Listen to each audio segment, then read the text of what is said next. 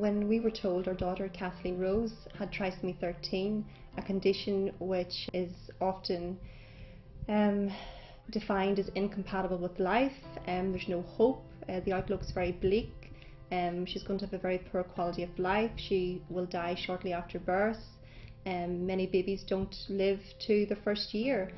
Well, when we were told all that, we were devastated. We were just devastated. We were told not to expect much with Kathleen.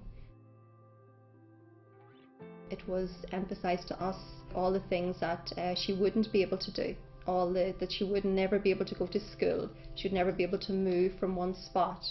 She may need multiple surgeries, multiple hospitalisations. When you're given a sort of a dire prognosis, it's very important to be able to say, okay, that's possibly the worst case scenario that we're looking at there, but there is a spectrum.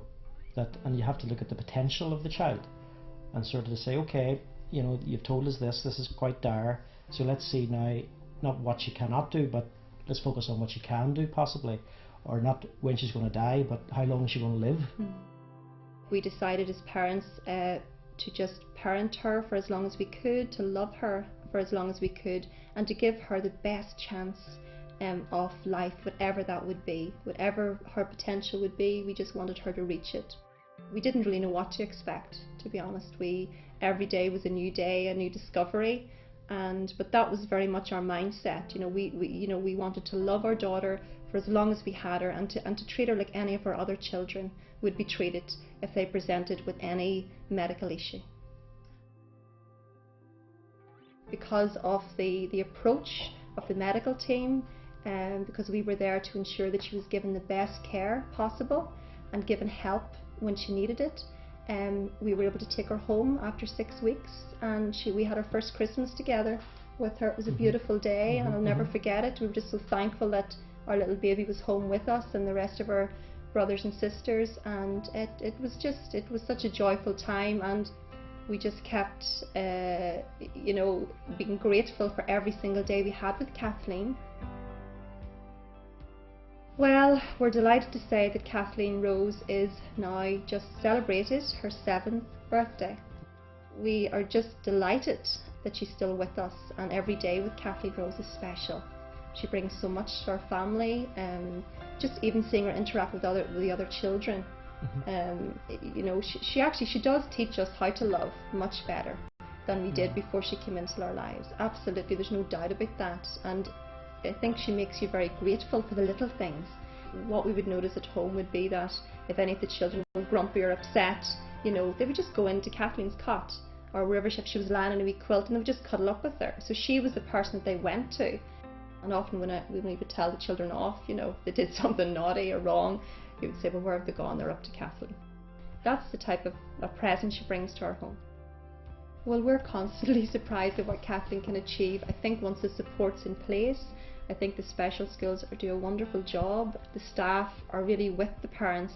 She loves music, she loves art, she loves painting, she just loves getting messy, and she loves light. Kathleen would be very visually impaired, so she's very attracted to the light. So if there's a window, if there's a light on, Kathleen will be right over to that. She's attracted to the light, and I think there's something beautiful in that. She comes home every day with little buns that she's baked and pictures that she's drawn, and she takes part in every aspect of school life. She actually loves travelling. She loves going on the bus every day with the other children. The biggest thing for me was Kathleen being able to stand up and to walk. I remember, I'll never forget, I just happened to be calling into the little school for something. I think I'd forgotten to leave in her coat or something. She was going out for a little walk with the staff, and I popped in, and I see the physiotherapists were working with her and the occupational therapist, lovely girls, and I just came in at the time when she took her first steps. It was just absolutely beautiful to see her, with a little bit of help. She was held at each side, just actually taking steps, and she knew she was achieving because she got to the other end and she just laughed and laughed. Of course there's challenges. There's challenges with any child. I mean, we have teenagers and we've got toddlers, and at every stage along the way there's going to be challenges, and you need support, you need help, you need to be able to complain some days and say, that was a really bad day, you know what I mean? And that's good, and we need to be able to do that without the fear that, you know, someone's going to think, well, that child shouldn't be there. You know, why did you have her in the first place? What an awful way to think. I think at the time of a diagnosis, parents are very vulnerable. It's all your hopes and dreams are just shattered, and it's very cruel, actually, the way we are told as parents. I think there needs to be a lot more thought and training and research done into the reality of children like Kathleen Rose, that sometimes all they need is a little bit of medical intervention and a little bit of support, a little bit of care. Sometimes the picture that's painted is so bleak, and the reality is that the doctors never know. Every single child is different, every case is different with all these terminal illnesses. But to say incompatible with life, it's just not logical, because the child is, you know, living and breathing in the womb. I think we have to be very careful right now in our country that we really avoid going down a path which is a very difficult path. It's a very traumatic path for parents and for the babies. The path which suggests that the best alternative, the only alternative, is abortion for their child. There's huge trauma attached to abortion, obviously devastating for the baby, but for the parents as well, and for the wider family. I feel as if the children like Kathleen bring so much to families, to societies. It makes me so sad to think about all, you know, the little babies that could have been here, that were meant to be here, that were meant to bring such joy, to teach us so much. Kathleen doesn't say a word, but she teaches us so much every single day. It teaches us about hope and about taking every day as it comes. It teaches us about having a better perspective on life, being grateful.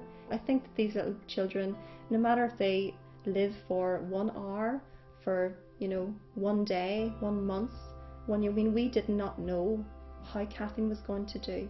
We didn't know, but what we did know is that we wanted to love her and give her every single chance at being the best that she could be. And we're just so glad that we have.